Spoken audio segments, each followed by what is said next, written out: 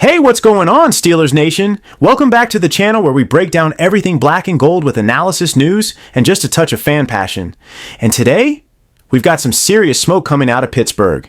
We're talking about a potential wide receiver trade that could dramatically shake up this offense and a new signing on the defensive side of the ball that's turning heads as training camp approaches. Could the Steelers be setting themselves up for a massive midsummer pivot? Let's break it all down because there's a lot to cover, and some of this is flying under the radar. Now let's start with this wide receiver situation. After trading George Pickens earlier this offseason, which, let's be real, shocked a lot of fans, the Steelers find themselves in a bit of a transitional phase at wideout. Sure, they brought in DK Metcalf in one of the biggest offseason acquisitions across the league, pairing him with young guys like Calvin Austin III and veteran slot receiver Scotty Miller. But let's be honest, the room feels thin. It's not championship level depth yet. Metcalf brings star power, size, and experience, but there's a glaring hole on the other side of the field. The Steelers don't just need bodies, they need a legit wide receiver too who can win on the outside, pull safeties out of the box, and command respect in the red zone. And that's where the trade rumors start swirling. Multiple sources around the league, analysts, beat reporters, even insiders with ties to the front office, have started to float the idea that the Steelers are in active discussions to acquire a veteran wide receiver. The name that keeps popping up more than any other? Allen Lazard. Yeah, you remember Lazard. Big-bodied, dependable, Rodgers' go-to guy during his final years in Green Bay. Now he's with the Jets, but with that offense leaning on young guys like Garrett Wilson, there's a sense that Lazard could be expendable. He's not a speedster, he's not a flash and dash kind of receiver, but he's smart, physical, and knows how to operate in a system that relies on timing and trust. It's no coincidence that Lazard's name is connected to the Steelers at the same time Aaron Rodgers is being loosely tied to Pittsburgh as well. Nothing confirmed, of course, but it's no secret that the Steelers have flirted with the idea of bringing in a proven quarterback, someone who can command the huddle, lead in crunch time, and make use of a veteran receiving core. And Rodgers? Well, he and Lazard have chemistry you just can't teach. If the Steelers are even 10% serious about landing Rodgers, adding Lazard makes total sense. You build familiarity, you reduce the learning curve, and you signal to your new quarterback, we're giving you guys you trust. Now let's say for a moment that Rodgers doesn't come. You've still got Kenny Pickett under center. He's entering a make-or-break year. Some fans are still riding with him, others are already looking to the draft. But whether it's Pickett or someone else, Lazard would provide that safety blanket, especially in short yardage and red zone situations. He's not going to wow you with 1,400 yards, but he'll block. He'll move chains, and he'll bail your QB out when the pocket collapses. And let's not forget, DK Metcalf draws a ton of attention. Lazard could feast in single coverage. In fact, that might be the best case scenario for his production. Now let's talk price. The Steelers have been careful with their cap space. They cleared a decent chunk with the Pickens trade and made some room even before landing Metcalf. If they want Lazard, they can absolutely afford him. He's still on a decent-sized contract, but it's manageable, especially if the Jets are motivated to offload some of that salary.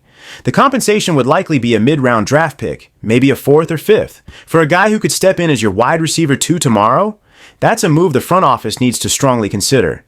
And let me throw a curveball here. What if it's not Lazard? What if the Steelers go younger and cheaper?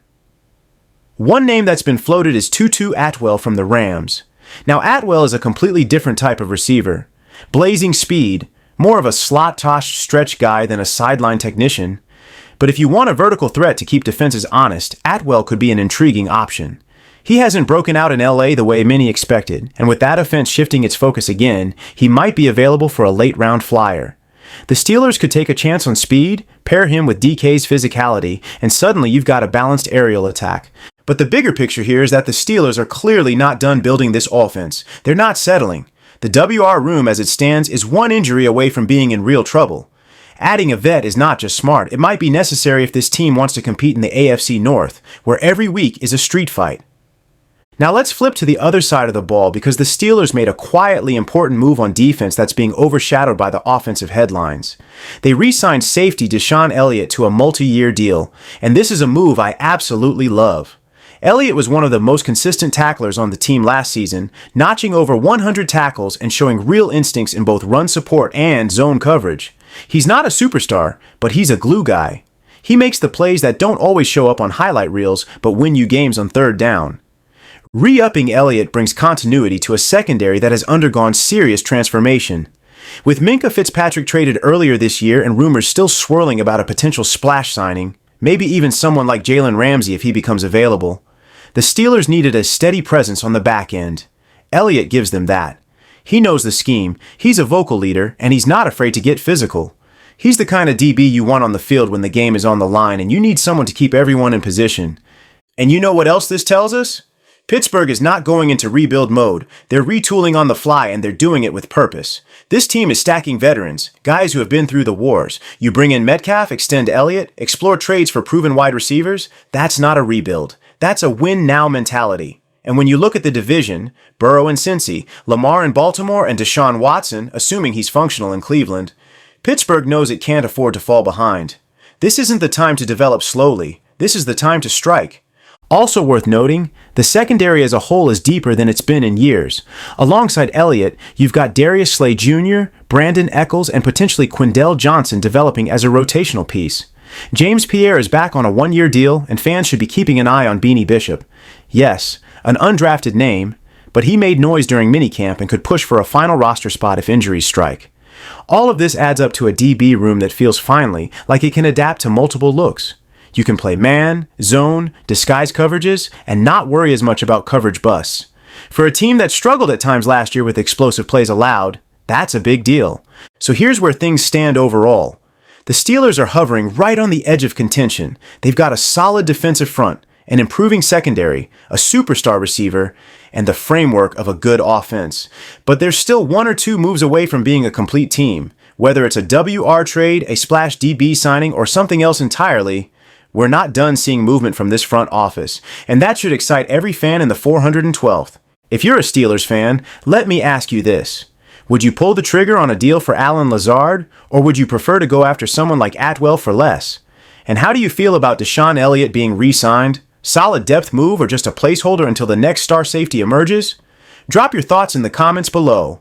I want to hear from you, because at the end of the day, this team is ours. And this season, it's starting to feel like it might just be something special. Alright folks, that's all for today's deep dive. If you enjoyed this video, go ahead and hit that like button, subscribe if you're new, and ring that bell so you never miss a Steelers U update. We're going to be following every twist and turn all offseason long, from trades and signings to training camp and roster battles.